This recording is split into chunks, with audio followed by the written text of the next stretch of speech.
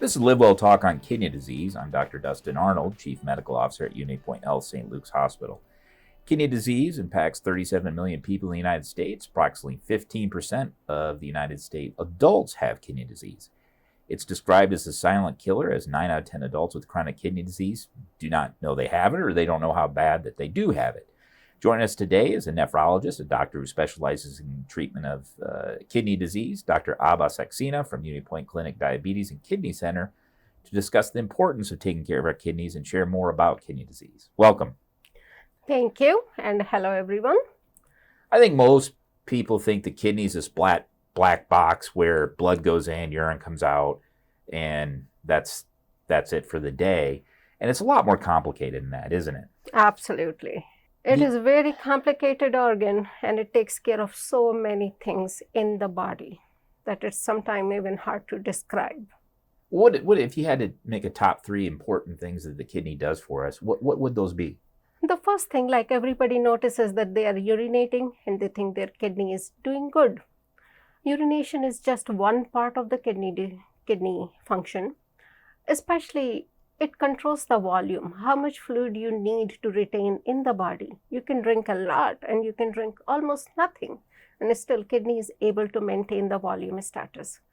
So that is one major function of the kidney, is to control how much fluid remains in the body. The second function is taking care of the toxins. We eat all kind of stuff.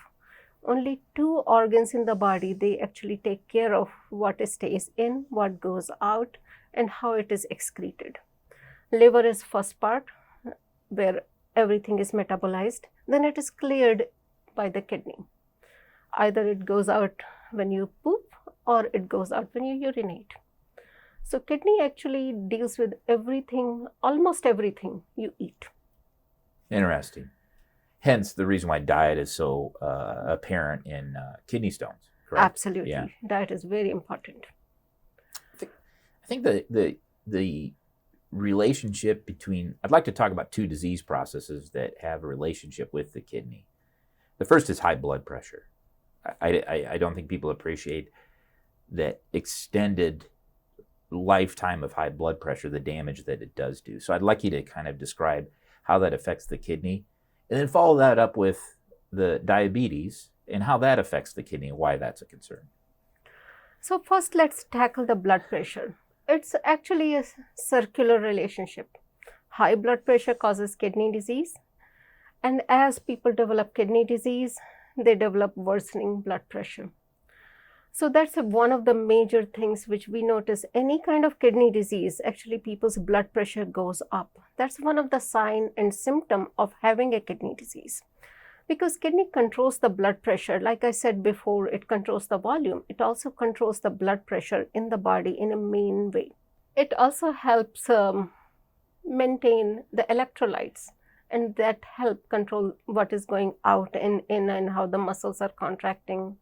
So the blood pressure control or blood pressure is actually one of the signs and symptoms that kidneys are not doing good.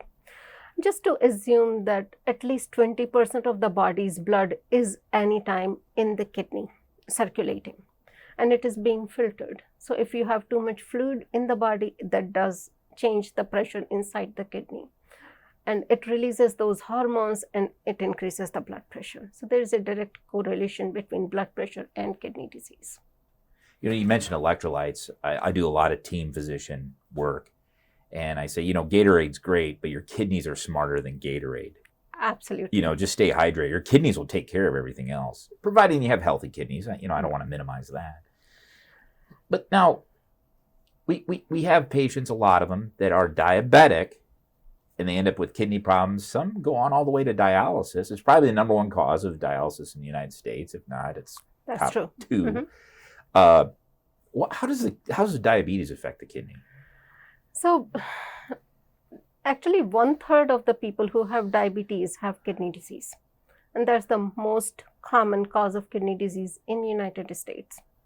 The reason diabetes actually causes the kidney disease because of the high blood sugar causes inflammation in the filter.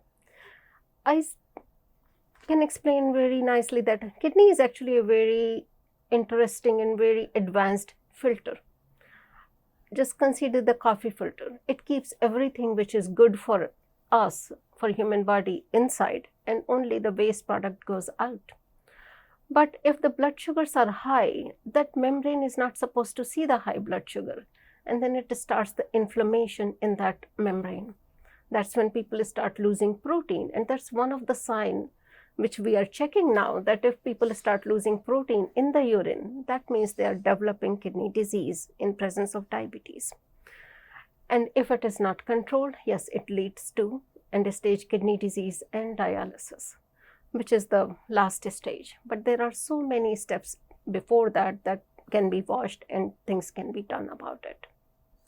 Yeah, I think this is the study's old, but it said, if you're to have a degree of kidney disease, the sooner you see a kidney doctor, the longer that you stay off dialysis. Absolutely. And I think that's important. It adds at least 2 to 3 years in kidney life if you're well taken care of by a nephrologist, yes. And we could really get inside baseball here, but one person's creatinine of 1.2 is normal, and to someone else that might be very high. Actually, I'm glad that you brought up the creatinine. Creatinine is a misnomer. It doesn't actually exactly represent the kidney function. We did not know how to check the kidney function. There was no markers. So we came up with a waste product. Creatinine is actually a waste product from the muscles, which is present in the blood. So we measured in several people and we came up with this statistical formula, which is pretty decent, but it's not perfect. So when you say creatinine of 1.2, it depends on the person. If he is a muscular person, he has too much waste product because of the muscles, creatinine of 1.2 is completely normal for him. If it's a petite person, that creatinine of 1.2 can even represent that the kidney is working only 50%. Right. So it all depends on the size of the person. When we are measuring it, what their volume status is, all these things count in when we are measuring the creatinine. The other very interesting part, which I see very often, that slight rise in creatinine, like if it goes from 1, which is considered normal, to 1.3 and 1.4, people don't pay attention to it.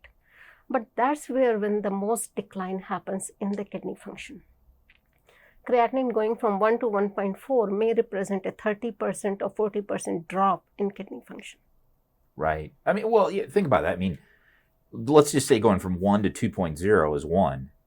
But when your creatinine's 7 and it goes to 8, who cares? It can go 9, 10, it's hardly whatever. A loss of 2% kidney function, right. while 1 to 1.4 can be a 40% drop in kidney function. Absolutely right. And that's why that's why you need to interpret it. Each patient's different. Absolutely. Which that's hard for people. I think people understand that, but we try to, the best we can, standardize things in medicines, but sometimes it's just the individual patient warrants the treatment.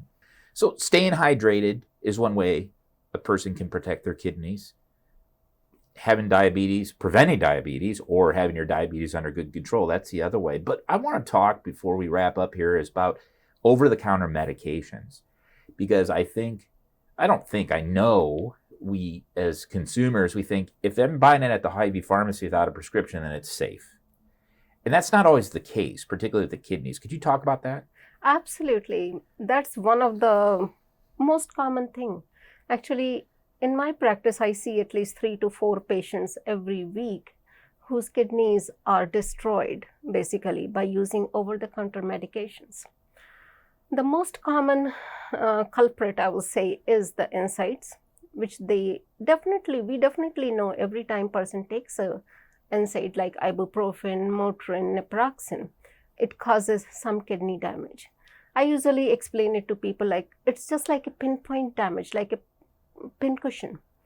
One time it may not hurt, second time it may, but over the years it kills the kidney. But now we have evidence that even 1 or 2 dosages of NSAIDs can cause kidney disease. Raise your blood pressure and increase your risk of heart disease. That's one medication. The other things which we talk about, people take antacids very often, things like the proton pump inhibitor, omeprazole, things like that, over the counter. Prilosec. Over the counter name. Dangerous to the kidney. Really? Yep. And how is that dangerous? Actually, it has been shown that it causes kidney disease even in the absence of any other risk factor if it has been taken for a longer period of time. Huh. That's interesting. That is very interesting. I'm old enough, and you and I are about the same age. I remember when Prilosec came out, omeprazole, you could use it for 2 weeks, and then you had to stop it because of its toxicities. Absolutely. And then somewhere along there, it went to, just take the rest of your life, let's put it over the counter. And that's always kind of bothered me because I guess I grew up in medicine when it was such a restricted medication. Now it's just like commercials and free samples all the time, which is just never felt good about that. Still don't. Yeah, means every medicine has side effects. Absolutely. But other things which people take without even thinking, the supplements, the vitamins, those things can be really dangerous to the kidney. Sometimes we do not know what other ingredients or what dyes or preservatives are present in those and how those are made, how those things are extracted. And yes, they can cause kidney damage big time. It is concerning over-the-counter medications. Absolutely, over-the-counter medication. And I'm always surprised that people that I consider highly intelligent don't know the difference between acetaminophen and Advil. They just think they're both kind of the same medication. It's pain reliever. It's right. On the same counter. I mean, why would they know the difference? Exactly. It's over the counter. Not everybody is pharmacist. It's just like, hey, it's on the pain relieving counter. That's all it matters. Taking medications, humans are the only animals that do that, so that's something to think about. I always tell people again that we are the only animals who eat so much salt too. Really? Yep. But also we are the only animals who sweat so much. So yes, we needed it when we were sweating and running in jungles and farming. Not now when we are living in air condition and not sweat as much. We do not need as much salt. After almost 25 years of marriage, my wife doesn't get as mad as she used to, but like I salt my food before I even taste it. And that used to just make her so mad, but now she's given up on me. Dr. Saxena, thank you for joining me. This has been great information. I think we're going to need to have you back, and we should just talk about vitamin supplements. Absolutely. And whether or not they're good for you and how the kidney will take care of those problems. And that would be a future topic I think we should do. Again, this is Dr. Abha Saxena. She's a nephrologist with UnityPoint Clinic Diabetes and Kidney Center. To learn more, visit unitypoint.org. Thank you for listening to LiveWell Talk On. If you enjoyed this episode, don't forget to subscribe. And if you want to spread the word, please give us a 5-star review and tell your family, friends, neighbors, strangers about our podcast. We're available on Apple Podcasts, Spotify, Pandora, or wherever you get your podcast. Until next time, be well.